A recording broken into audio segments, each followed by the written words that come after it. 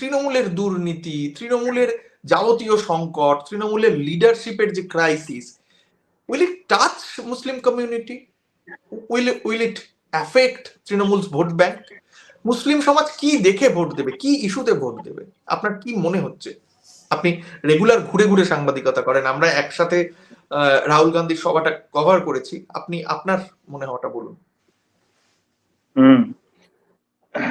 एक लाइन में अगर इस बात का आंसर दिया जाए, 2019 के मुकाबले में 2024 में जो माइनॉरिटी वोट्स हैं, स्पेशली मुस्लिम्स वोट जो है, वो तृणमूल का कम हो जाएगा। जो फेयर साइको है, इट इज ऑलवेज देयर, और ये हर स्टेट में होता है। पर इस बार जो टीएमसी के पास बहुत ही अच्छा एक ऑप्शन था, और वो ये था कि वो अलायंस करती, which is not a clear picture here right now, till now. किसी के साथ अलायंस का अभी तक कोई तृणमूल का नहीं है, कांग्रेस के साथ, सीपीएम के साथ, या एक साथ आने का, सीपीएम के साथ एक साथ आने का, बिकॉज ऑफ इंडिया अलायंस एक साथ ये लोग पहली बार आ सकते थे आफ्टर, मतलब फॉर द फर्स्ट टाइम, लेकिन ये नहीं हो रहा है। तो voter will be confuse, Muslim voters will be confuse. और जो मैंने एक चीज नोटिस किया है, because I have covered in elections in Jharkhand and as well as in UP also, तो एक चीज मैंने नोटिस किया है मुस्लिम वोटर्स में, जहां पे ये रीजनल पार्टीज पहले से मजबूत हैं और वहां पे 3-4 पार्टियां हो जाती हैं सेक्युलर पार्टीज, तो वो दे हैव टू चूज कि कौन बीजेपी को हरा सकता है। तो ज्यादातर सीटों पे दे कैन चूज के आज यहाँ पे हम जेएमएम को देंगे, दूसरे सीट पे कांग्रेस में, और तीसरे में शायद लेफ्ट के एमएल को देंगे। इस तरह का झारखंड में सीन रहता है। यूपी में भी ये सारी चीजें रहती, कहीं एसपी, कहीं बीएसपी, कहीं कांग्रेस, उस तरह का चीजें। पर बंगाल में ये चैलेंज वोटर्स के पास अभी ज्यादा नहीं आया है। फॉर द फर्स्ट टाइम ये चैलेंज आ जाएगा, चूंकि अलायंस नहीं बना है। तो टीएमसी में भी जाएगी वोटें, कांग्रेस में भी जाएंगी और सीपीएम में भी जाएंगी, और उसके साथ में अब बंगाली मुस्लिम का रिप्रेजेंटेशन के लिए आईएसएफ भी है, आईएसएफ भी आ गया है। हाँ। तो इसके बीच में टीएमसी को वाकई में दिक्कत होगी। अब ये है इश्यूज मुस्लिम्स के लिए बहुत सारे हैं, और मुस्लिम्स बहुत सारे, आप सबसे बड़ी बात ये सुमन दावी जो बात बता रहे थे, फेयर साइको का एक मामला तो है कि जो फिलिस्तीन में हो रहा है, जो गाजा में हो रहा है, वो यहाँ नहीं हो जाए, है ना। लेकिन जो अवेयरनेस का जो लेवल है, एक बात सबसे बड़ी बात ये है कि जो फिलिस्तीन की फिक्र कर रहे हैं, वो इस बात की भी फिक्र करते हैं कि गवर्नमेंट जो है वो बेसिकली जो है मुस्लिम्स के बहुत सारी चीजों को हैंडल नहीं कर रही है सही से। मुस्लिम्स को सही से जितना परसेंटेज में उसको वोट मिल रहा है एक साथ मुस्लिम्स का, वो नहीं कर रही है। उसमें वो लोग आलिया यूनिवर्सिटी में जब स्टूडेंट लीडर मारा जाता है, उसके लिए भी वो लोग फिक्र करते हैं। और वो लोग ये देखते हैं कि बहुत सारे मुस्लिम्स का वैकेंसी में अभी नहीं हो पाया है, बहुत सारी चीजों पे पर्टिकुलर मुस्लिम्स के लिए कुछ भी नहीं है वैसा। और जो दूसरे तरफ वो ये डिफरेंशिएट भी कर पाते हैं कि अपीजमेंट क्या है, अपीजमेंट नहीं है, ये सारी चीजें। एग्जैक्टली, हाँ, बेसिकली वो ये मानते हैं कि अपीजमेंट तो हुआ ही नहीं है कभी भी, neither in Congress time neither it is now, तो कभी हुआ ही नहीं है। लेकिन हाँ, वो बीजेपी आरएसएस अपना कहती है कि अपीजमेंट कर रही है कोई भी गवर्नमेंट। तो अपीजमेंट क्या होता है, किसी भी कम्युनिटी का कुछ आदमी अगर कोई कंस्ट्रक्शन वर्क करने लगे पार्टी के नाम से, तो वो अपीजमेंट नहीं कहलाता है। ये हर पार्टी के साथ में, हर रूलिंग पार्टी के साथ में होता है। हमारे यहाँ बिहार में भूमियार जो है वो बहुत बड़े संख्या में जो है कंस्ट्रक्शन वर्क में है, और सब जो है रूलिंग पार्टी के साथ में जुड़ जाती है। आज जेएमएम के साथ में, कल कांग्रेस के साथ में, बीजेपी के साथ में, सब वो कर रहे हैं। तो वो लोग अर्न करते हैं पैसा अच्छा, बट अदरवाइज आप अपीजमेंट जैसा कोई चीज कुछ नहीं देख पाते हैं। कम्युनिटी का होलिस्टिक उन्नयन, होलिस्टिक डेवलपमेंट नहीं हुआ, ये तो मुद्दा है, नहीं ये हुआ, तो बात हुआ। नहीं हुआ। अगर डेवलपमेंट होता तो आप कुछ मेट्रो एरियाज का, ये कैलकाटा के आसपास का एरिया छोड़ दें, उसके बाद आप दूसरे तमाम जगहों पे जाके देख लें मुस्लिम्स की क्या कंडीशन है ना। और मतलब किसी भी टाइम में नहीं हुआ इनफैक्ट ये। और सच्चर कमेटी की जो रिपोर्ट है वो तो अपने आप में एक डॉक्यूमेंट है कि उसके बाद आगे उसमें बहस करने की जगह ही नहीं है कि कोई अपीजमेंट हुआ था, है ना। तो ये जो है, लेकिन इश्यूज जो है, सबसे बड़ी बात ये है कि इश्यूज बहुत सारे हैं। फेयर साइको का भी मामला है, फेयर साइको रहता है जो लोग अवेयर नहीं रहते हैं, जो लोग थोड़े से इकोनॉमिकली वीक हैं, जो रूरल एरिया से आते हैं, वो रूलिंग क्लास के साथ में चले जाएंगे, दैट इज ओके।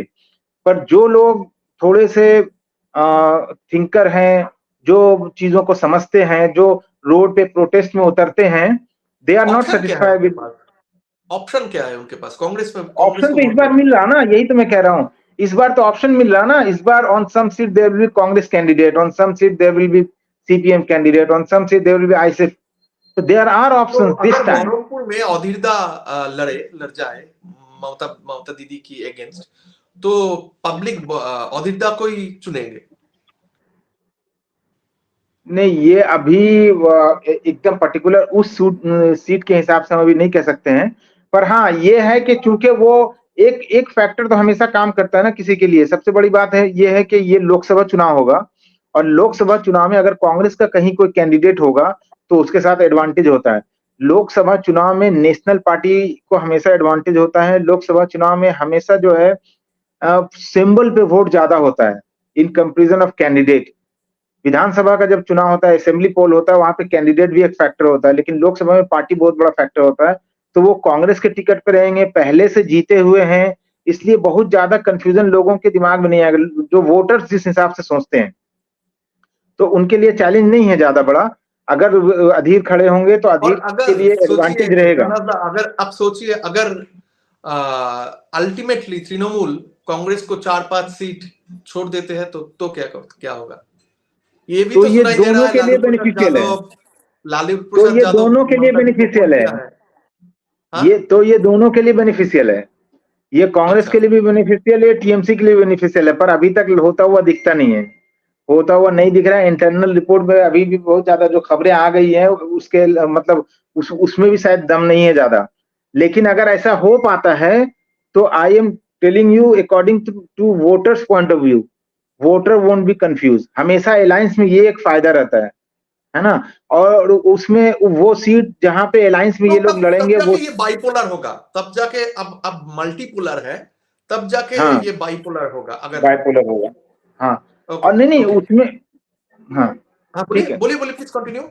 नहीं, उसमें बाइपोलर होने में भी एक फायदा ये होता है ना, जो रूलिंग पार्टी आज 10 साल की हो गई है टीएमसी, तो उसको 10 साल से ऊपर हो गया, तो उसका अपना एंटी इनकम्बेंसी रहेगा, है ना। तो उसका फायदा ये होता है कि जब ये अलायंस कर रहे हैं कांग्रेस के साथ में, लेकिन सीपीएम के साथ में अलायंस नहीं है, आईएसएफ के साथ में अलायंस नहीं है, तो थोड़े बहुत इसके एंटी इनकम्बेंसी वोट्स वो वहां पे जाएंगे सीपीएम में और आईएसएफ में, लेकिन वो वोट बीजेपी में नहीं जाएगा। तो कॉन्टेंडर इसके साथ में कौन होगा? कांग्रेस और टीएमसी अलायंस एक साथ हो जाती है तो उसके सामने चैलेंजर बीजेपी है, बट वो वोट बीजेपी में नहीं जाके सीपीएम में जाएगा, तो अल्टीमेटली तो फायदा करेगा ना टीएमसी को।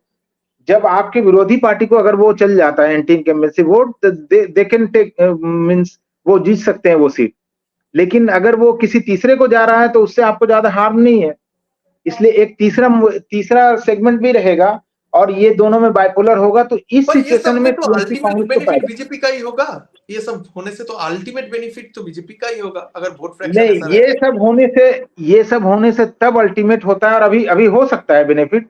उसमें क्या होता है कि बहुत ज्यादा देर अगर आप सीट शेयरिंग में करते हैं, बहुत ज्यादा पब्लिकली अगर आप उसको बोलते रहते हैं, है ना, पब्लिकली तो ये डिसरप्टेड है अभी भी।